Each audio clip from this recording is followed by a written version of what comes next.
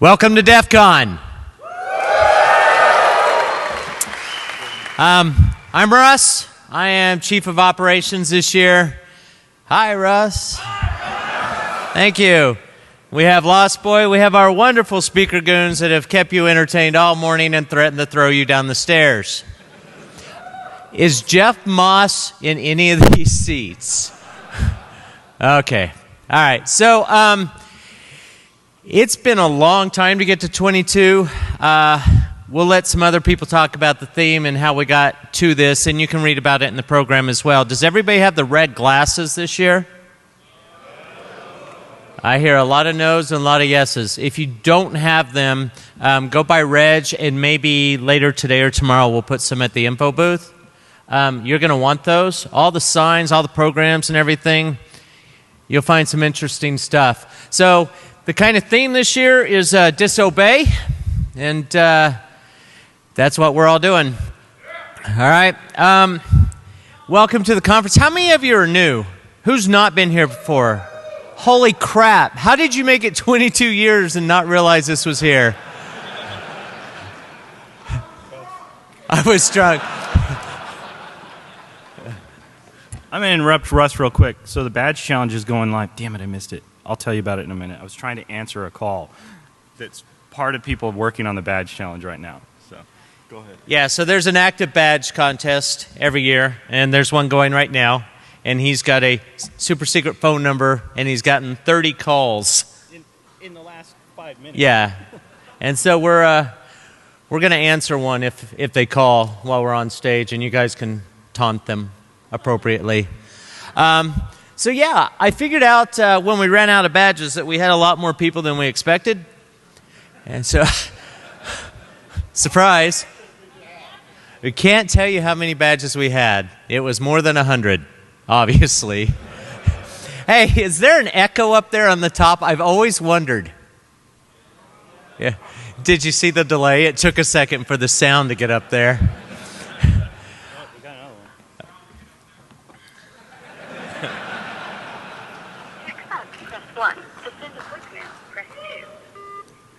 Hello. Hey, Ross. Are you in the audience? Number? Are you in the opening ceremonies? He's right there. Yeah, I'm right here.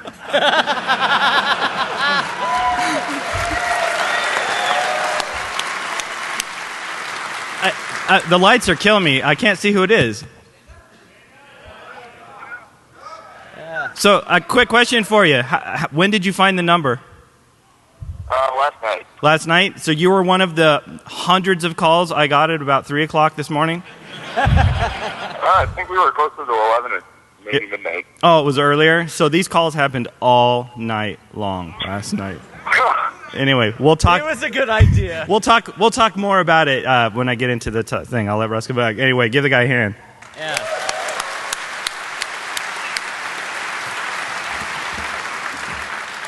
All right, so we have a lot of really cool stuff going on this weekend. I hope you guys will stay involved. Remember, this con is what you make of it. If you sit on your butt and you don't do anything, you're going to get a fat butt. If you get up and move around, talk to people, meet people, go to talks, interact with contests, the organizers, that kind of stuff, you'll learn a lot, you'll leave here happy, and the world will be peaceful and gummy bears from here on out. I love you too. So I'm going to let this go. Look for some surprises. Is it today? Later tomorrow? We've got some stuff coming that's not in the program and was unannounced and has caused our security goons no end of headaches. But look for some cool stuff. Make sure you move around. Get to the contest area. This is Lost Boy. He made your badges. He loves you. Good night.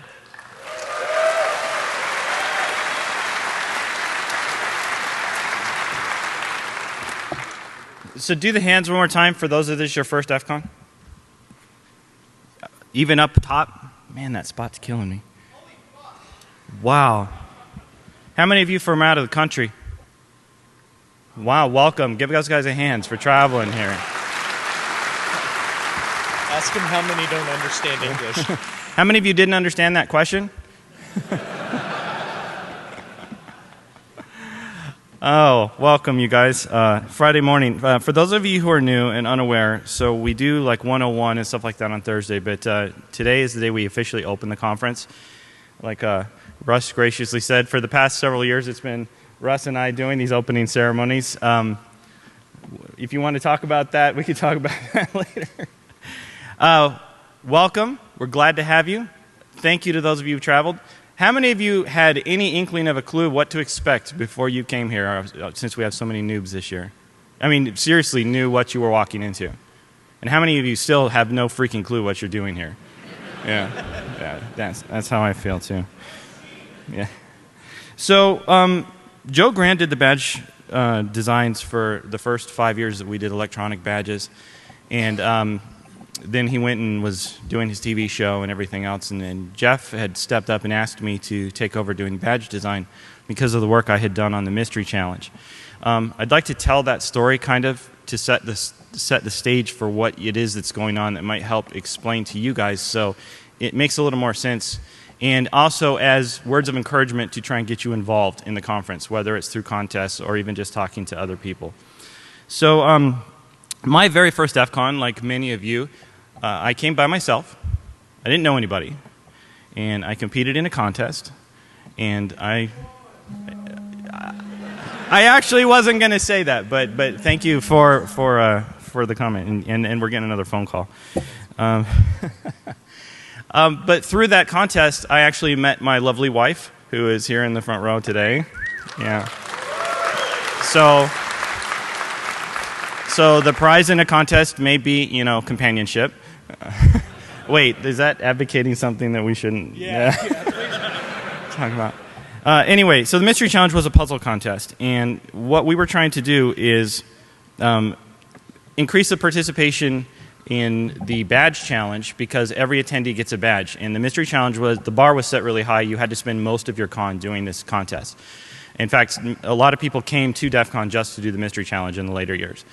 So my first year, we decided not even to do an electronic badge because everybody had come to expect it, and we're always trying to change things up.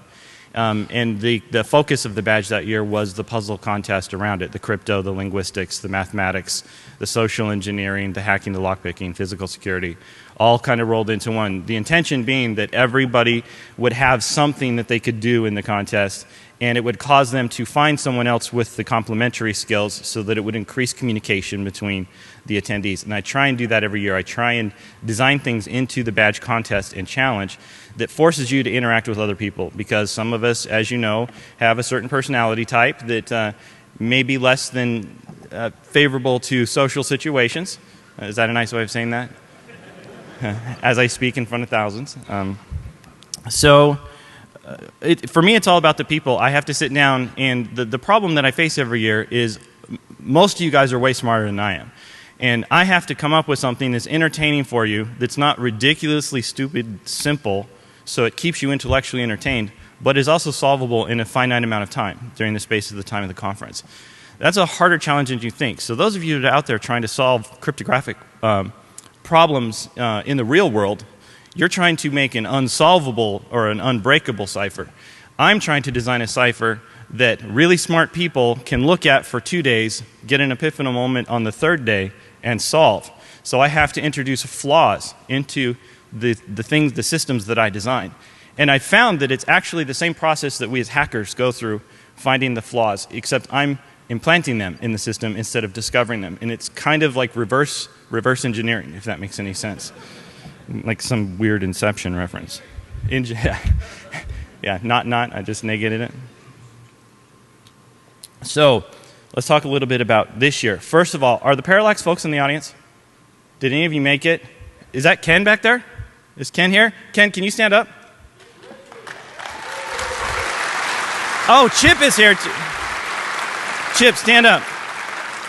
So, I don't know if you've all been watching the Twitter feeds in Parallax's website. Since the chip on your badge this year, for those of you who haven't taken a good look at it, is a propeller chip from Parallax.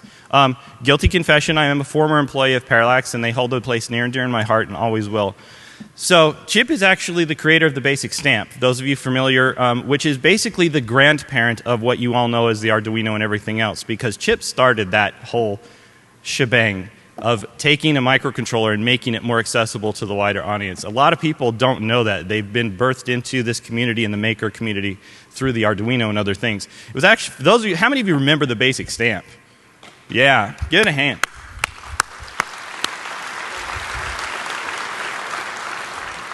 So there were some instances, and I'll let you guys sit in a minute, I swear. There were some instances that that happened. There was a badge design done prior to the one that you have, and it used a different architecture. And some things happened, and I had to move to a different architecture with an incredibly insane time scale. For those of you who've done any type of production, electronics design, anything like that, you understand how insane it is. So I called up Ken and said, Ken, can we make this happen? And we turned this around in an insane time scale for production. And to make the real punch at the end, we have talked to Chip, and Parallax has announced they've actually open sourced the chip. We're announcing it here, and they announced on the website yesterday, I believe, right? So they have open sourced the propeller chip that's on your badge, and Chip is actually releasing Verilog code that you can all go download, so now you can emulate your badge in different FPGAs and things like that.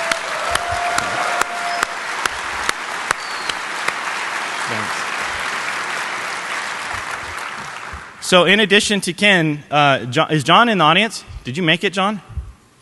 Is he not here? So you'll also notice there's another name on the back of your badge, which is John Williams. John was a coworker, a colleague when I was at Parallax, and now if those of you who read Nuts and Bolts magazine may see articles and things that he has written. He's a very dear friend, and due to the time scale, referencing back to I found my wife at DEF CON, I was actually slated to be married 1 week after we started design on the badge this year. So I called it in a favor from John, and we worked together along with the guys at Parallax and Ken and put this together. And because John and I worked on this together, I put his name on the badge as well. He will be here. He'll be in the Hardware Hacking Village along with, I think, some of the Parallax folks. So if you have questions and things like that, many of the libraries that we used when we wrote the firmware for the badge, or the code for the badge, are John's. I extended Chip's serial object and things like that to add some crypto elements to it and things like that. And we gave you all of that code on the conference CD, so you all have it. All of the software and tools for development for this architecture are free. So you can go and start messing around with your badge. So give So give those guys a hand for helping out. Because honestly, it would not have happened this year without them. Without John and Parallax, it would not have happened. In addition to that, if you want to see more interesting things, you may have noticed there is a talk this year on the prop lane that Russ and myself and a couple other folks, where we take the DEF CON 20 badge, and you can use this year's badge as well, to do encryptors with your badge. So to facilitate that, everyone take your badge and look at the front of it, and you look underneath the chip. You'll notice that there's a series of pads. For those of you who are not familiar with PCB lingo, those are the parts that you would solder to if you were going to attach components to the board. And there's some exposed copper pads that those of you that do design and are familiar with these things may wonder, what the hell is that? So we took a circle pad and we basically split it in half with a trace in the middle. And what that facilitates is if you want to remove a part that's connected to the chip, you take a razor blade and you cut right through the middle. There's a real thin trace connecting the two halves of that circle. So you, in essence, hack the part off of the board without desoldering the part. Now, if you want that part back, you just put a solder blob across those two halves of that pad and you bring it back again. What that gives you the ability to do is after the conference, you can remove components from the board electrically, and you have breakouts of all of the IOs on the sides, so you can use it as a development platform or as something to mess around with outside of it. So we tried to facilitate giving you something at the conference that after you go home is still in a usable form, and for those of you who have never programmed on a microcontroller before, it gives you a platform to start messing around with right away. You get free software. It's a standard micro USB connector. Just with a computer, you're ready to go. So you're welcome.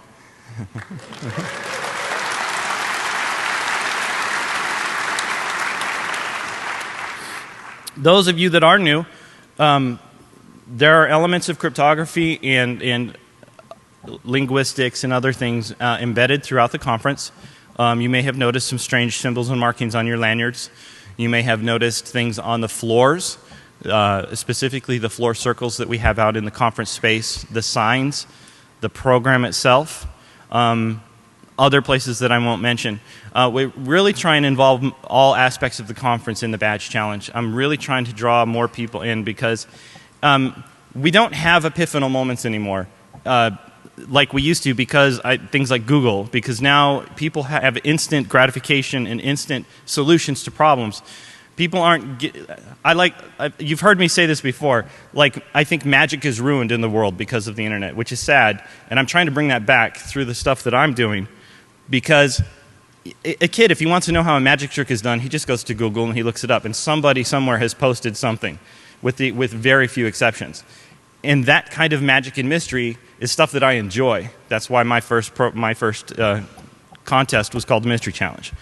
So we're very, very happy to have all of you here.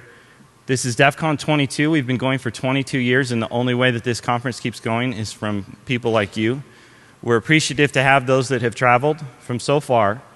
I said this in my one-on-one talk. No one at this conference is unapproachable. If they are unapproachable, they're a dick and we don't want them here. So, yeah.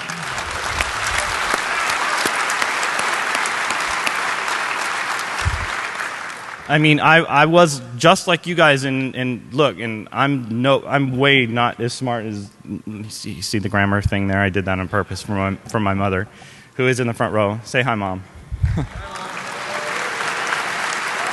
Got it. Okay. Now to answer a question that I've gotten both through emails and Twitter for the past couple days, the next question I always get is, how do I get involved in things like doing the Badge Challenge? Find a group of people that are sitting out marking down codes on the floor. Find a group of people that you see all taking their lanyards off and looking at it. Have you all taken a good look at the back of your lanyard, by the way? I put it on the part behind your neck for a reason, because it encourages you to go up and talk to somebody, because you can't casually walk by and just see what they have on their lanyard. You have to actually stop, and it's actually an imposition to take it off. So it fosters a moment of a temporal buffer, if you will, to let you have some communication. That's why I did that. That's why it's annoyingly on the back of your neck instead of easily on the side. Please come up and say hi. I can't give you any more information without spoiling stages of the Badge Challenge. I have embedded in the contest means of finding hints and things like that. Next year, I hope to do some more interesting stuff. I'm going to clear with Russ and Jeff and things like that. I've got some big plans for next year, and I'm trying to build off of this year. So I'm very humbled when I come to DEF CON every year, because people compliment me and say, we love the stuff that you're doing, and it still dumbfounds me that the stupid stuff that I do is found entertaining by you guys. So thank you. Thank you for...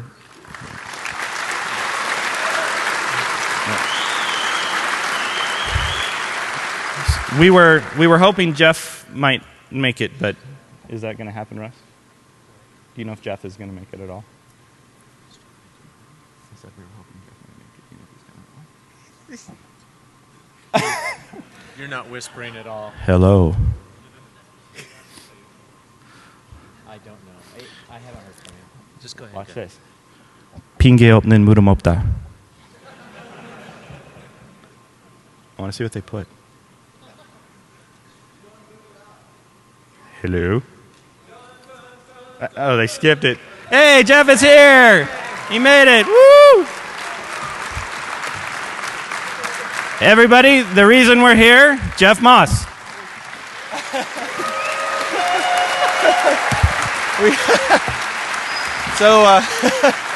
We totally did not plan that. I'm walking down there and I see my name and I'm like, I better hurry the fuck up. So, hey, thanks for coming. So I don't know what they've said, so I don't want to contradict them. Go ahead. Yeah.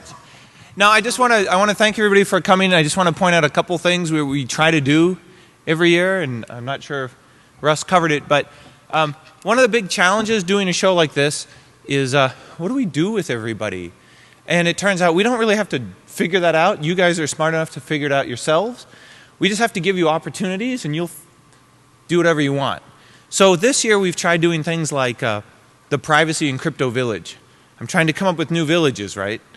find a way to split you guys up so you can meet other people that are like-minded. Maybe you don't want to be in a big room. Maybe you want to chill out and meet some other people. How do you do that? We already have a lockpick village. We already have hardware hacking. We already have Wi-Fi. Well, maybe now there's some people who want to do some more defense. Let's try to grow the packet forensics, the forensic side of the business. Okay, we're going to do the giant wall of sheep village because those guys wanted to step up and try it. And it was kind of funny. It was like unleashing almost like a tidal wave. We're like, well, we can give you your own space. And they're like, great, we've already built a village, like a village. And there's like, you know, you look at that thing and they went crazy. Oh, and we're going to need like 19 projectors.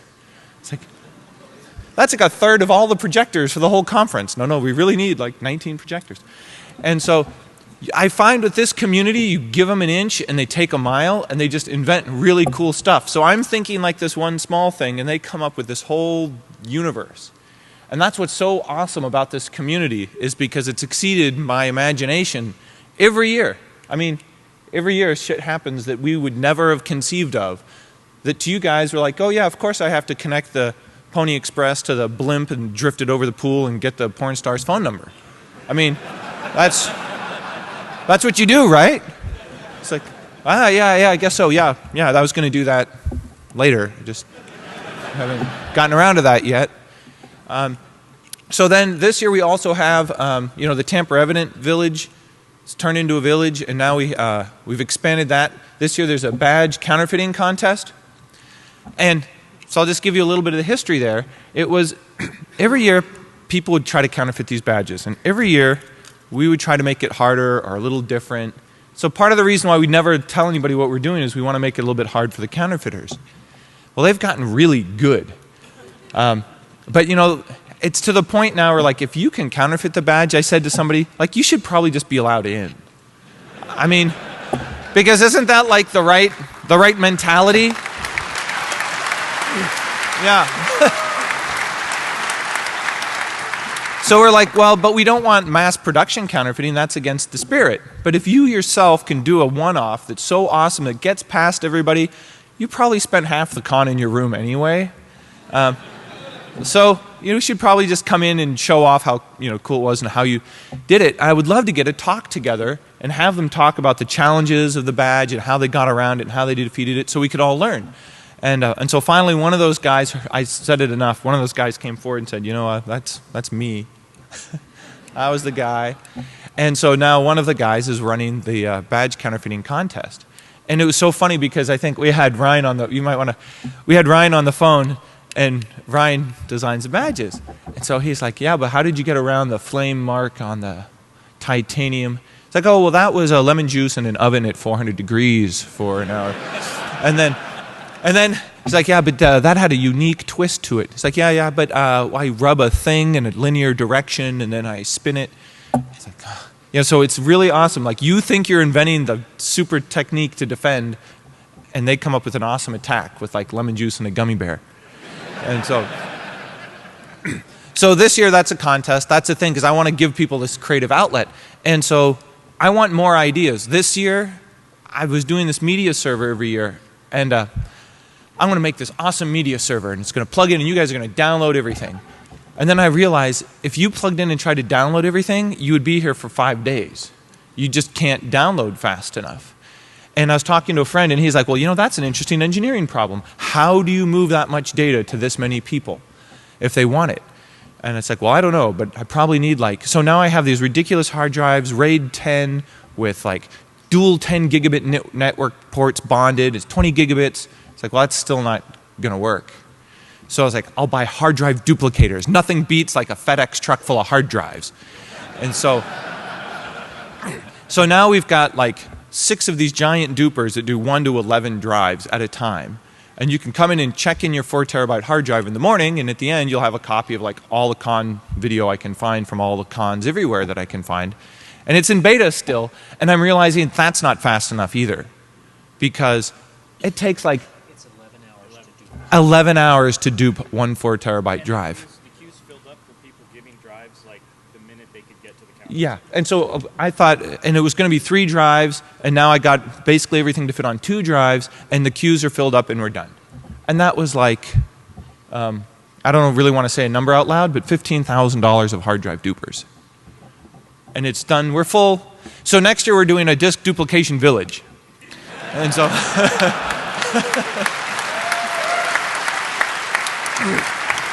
because I realize I'll go broke trying to do any one thing for everybody. We just can't afford it at what we charge. But if you guys bring all of your hard drive duping equipment, see how that works? Now I'm getting you to paint the fence for me, and then, yeah, that's really good. So this is how things happen. And so I don't want to, I don't want to redo everything they said, but this is the spirit of DEF CON, and I just want everybody to feel open and involved and take a chance and start something up. And I'm just really excited that everybody's here and sitting and paying attention to what I'm saying and actually caring. So that's really cool. And don't be intimidated by the Vader, because this is a friendly Vader. Oh. Vader, do you have anything you want to say? Yeah, so the only other thing is there's always a little controversy every year. This year you might have noticed, I think the Tor talk was pulled. And other than that, there's not too many talks that have been pulled. And I'm starting to, well, this is something I want to ask you. I'm starting to get this feeling, who here by show of hands or applause, does this feel to you like the top of the .com bubble a little bit? The energy, the opportunities, everybody's got something going on, everybody's got full employment if you want it. It's really starting to feel like sort of the .com bubble. And so how many years is this going to last? I don't know, but this is our time. This is our big opportunity. So let's do something with it before it all explodes in a couple of years. Interesting fact, about 35 to 40% of this audience has never been here before. Yeah, 30 to 40% is new. Yeah. It may have been more than that. If you ask them to raise their hands, it's No, I don't want to call them out because then, they might be embarrassed. But you're all new anyway. Okay, who here is this the first time to DEF CON? Right? Okay, now, how did you hear about us? Just raise your hand if it was a friend, word of mouth kind of thing. Yeah. And who here, because of our, our advertisement in Time Magazine? So that's how we've grown. This is like, there's no money for advertising. Are any of you meeting Nigerian princes here? Yeah. You'll deposit the money with me after the Nigerian prince gives it to you. So that's how we grow, word of mouth, because that's the best advertising. Turns out that's the most valuable advertising there is in the industry, and it's also the thing that's free. So I'm all for that. Because we can't compete against the marketing of an RSA, and nor would we want to, because we always have these debates like, should we change this part of the con? Should we tell, and we're like, if they don't want to come, they won't show up. It's like, if we don't want them to be here, or they don't want to be here, that's fine. I can actually go and uninvite and just say, hey feds, please take a year off, because I don't have like a marketing engine or a P&L that says I have to get as many people as possible on the planet here. No, it's like, I need the right kind of people here. I need people who want to be here, not that have been ordered by their boss to show up. And so a lot of times it's like, well, that might not be very corporate friendly. And then the other half of us say like, you know what, we're a hacking conference, we don't really care. And so that has given us so much freedom to just do what we kind of want to do, and look at how many people respond to that. I mean, how many people, by show of hands, how many people are happy that we just don't take sponsorship dollars ever? You don't see an advertisement anywhere. Yeah. So, like, that would be really great if I had all the money from the sponsors, but then you get these problems like, I really want to speak and I just gave you $40,000. It's like, well, sorry guys, you don't get to speak. I don't want to have anything to say. Yeah, you don't have anything to say. So we can avoid all these problems, and I think people respond to it because you just want to be here and you don't want to worry about like, well, what's the hidden agenda? I want you to worry about maybe my hidden agenda and his hidden agenda and other hidden contests. But and I think that's just, I'd love for you to come up and tell me if you respond to that or not, or if that was a thing of the 90s or 2000s, and everybody has sponsorship now, so what's the big deal? But I think there's some unique things about the show that you like, and I want to know, is there something new you would like to see, And so we always try to adapt, and the show is a reflection of the people who come. And so sometimes when you hear complaints like, man, I wish it was like it was 10 years ago, it's like, well, I do too, but don't you want more people to know what we're doing? Don't you want more people to be involved and excited? It's more of a, if you're excited and engaged, then it's a win. Yeah, it's not how many people are here, it's how many of the right people that get it are here, because that's sort of our mission. And so I don't get too worried about the numbers. There's plenty of other shows to go to. If you want to go to a smaller show, that's great. I love small shows, I go to them too. I go to big shows, I go to all shows. But this happens to be the one that we run, and we just focus on trying to get the right people. So I'm totally stoked that you're here. I'm a little amazed that we got up, you got up so early. I got up a little later than you. Maybe I was up a little later too, I'm not sure. But I know there's no sleep till Brooklyn tonight. I mean, we're... Yeah, those are... By the way, yeah, please. So, yeah, one more time, thank you, Jeff. 22 years. Thank you.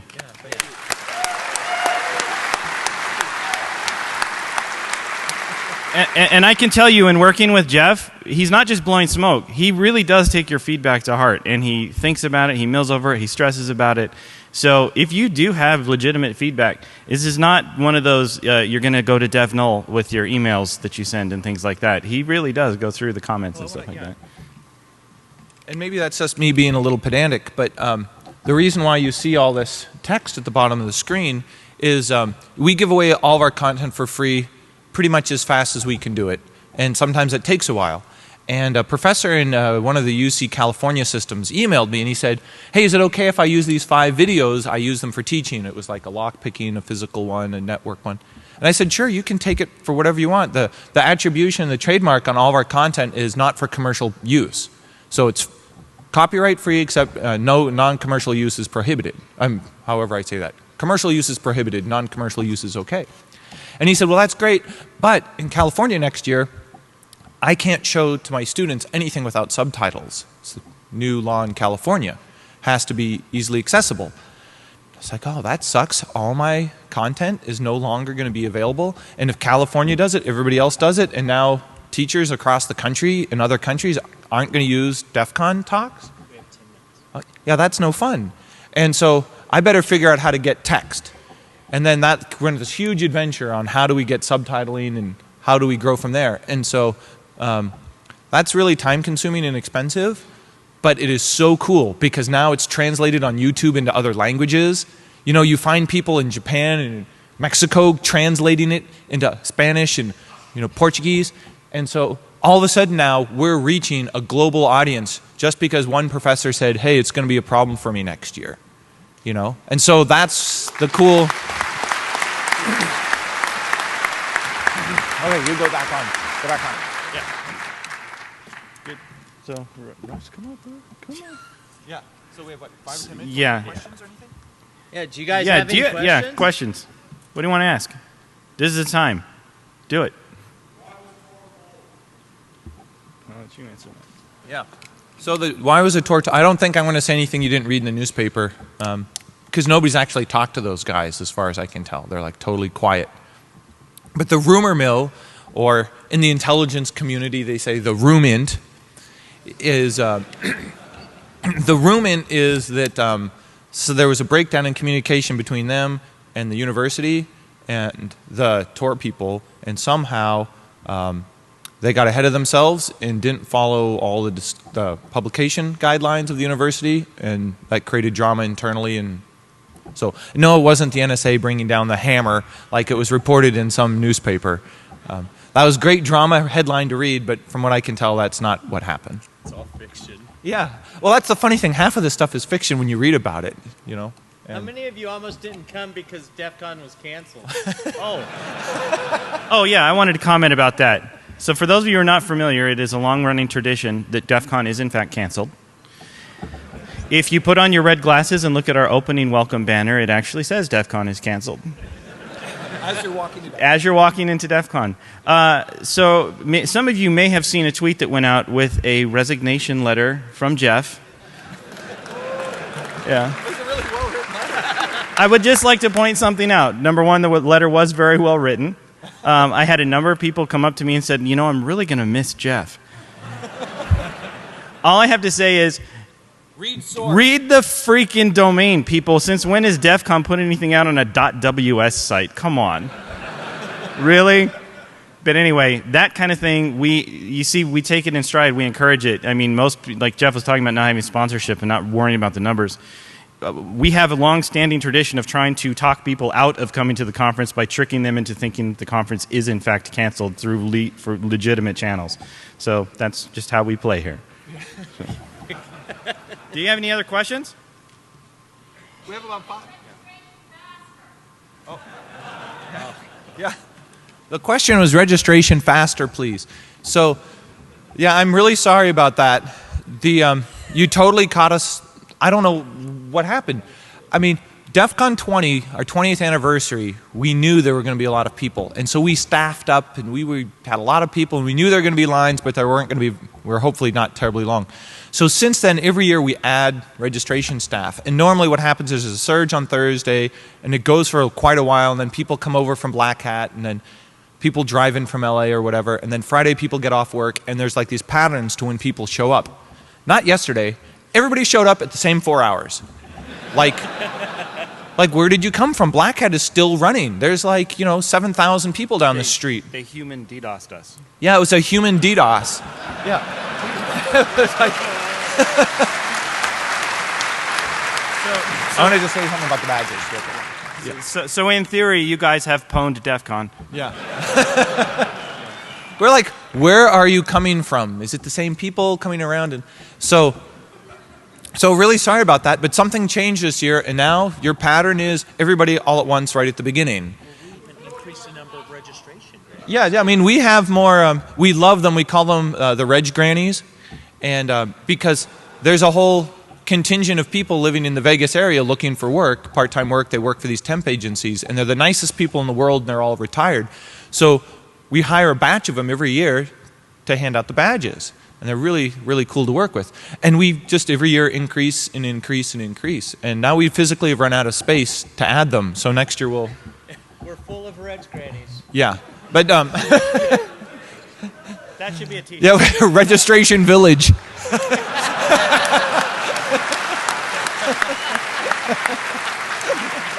Bet you have to have a badge to get in. Yeah, you have to figure that one out. Yeah, so the badge situation, for you, you don't really care because you have a badge. But for everybody who doesn't, it turns out, did you tell them about the same processor and all that stuff? So we're not making more badges just because it's a big giant pain to get, everything's done in quantity and you get lead times and everything. So we can't just do another small run of badges. If we wanted to do these again, we'd probably have to do them in the thousands. And then I overestimated. There's a reason why we have over 1,000 DEF CON 20 badges laying around, because everybody for DEF CON 20 was like, you're going to have 15,000 people. I'm going to bet you're going to have 20,000 people. And we were terrified. So we went out and bought a ton of badges. Like, at one point, I mean, I'll say the number, but I had $60,000 of badges left over. And I'm like, what am I going to do with those? Maybe I'll give them away or get universities to hack on them. And we gave some away to hacking spaces, and we did whatever we could with them. But not a bad situation this year to be able to give away badges we have laying in inventory that have the same processor that can be flashed to do the exact same thing. And that was not by design. No, that was by design. Yeah, we did. Yeah, that was, yeah, yes. That's just how it works. Yeah, so the problem is somebody on Twitter was saying like, well, that sucks. How come you can't, manage this? And it's like, we stress out for so long. But did you notice you paid cash? We don't do pre-registration for a reason. We don't want to be an attractive target to subpoenas. So how do I order the right number of badges? And if you can figure that out, it's sort of like the Netflix challenge. If you can optimize my predictive movie rentals by 1%, it's worth a lot of money to me because I either have not enough badges or thousands too many. Take Bitcoin? Yeah, but you fuckers are going to hack that stuff and... and then I'm going to be broke. And then the day after I'm broke, you're going to be rich. And it's going to be like... So, yeah. Anyway, so yeah, it's not like we're just asleep at the wheel. We just haven't, there's some hard problems still left, like how to get you all the content, how to get you all registered. But we're working on it, and what's so cool about this community is everybody's pretty forgiving. And when you explain to them, I try to be really transparent about everything. I mean, you don't need to know about the background drama on, you know, like why that screen is not as wide as it should be. But I try to be really... But I try to be as transparent as possible, and I think people respond to that. So that's one of the things at DEF CON. We figure you're adult enough to make your own decision, and so we're just going to tell you what it is. And if you don't come up with a different conclusion, then good for you. But so we want to close it out, get ready for the next talk and everything. But I just want to really, I'm not chitting you. I'm happy you're here, and I really want to welcome you. And just if you have any questions, just ask, because people love teaching, and that's what we're about. So, cool. Have a good time. Come to the parties tonight, and come to the movie screenings. Yep. Thanks a lot.